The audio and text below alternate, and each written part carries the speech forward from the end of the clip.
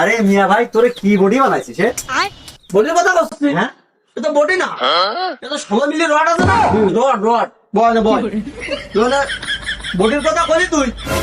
তাহলে একটা গল্প কই শোন। আচ্ছা শুনতেছি ওই যে যুদ্ধ হইলো না, হ্যাঁ মুক্তিযুদ্ধ যুদ্ধ আর ওই যুদ্ধই চারি কলতা আমার ঘিরে ফেললো।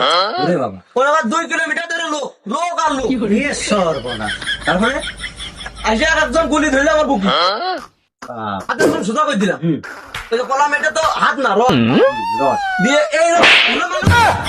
এই দেখো দিন লাগিয়ে গেছে ব্যথা পেয়েছে নাকি? ব্যথা পাইনি মানে এ তো রড ওই আল্লাহ, এ তো 16 মিনিট না 50 মিনিট রড আসলে ওই যে আসলে এখানে ওই যে মাইনে দিলি ওরা মনে করো 20-25 কিলোমিটার দূরে ছিল। বাবা বেড়ে চলে আসলাম।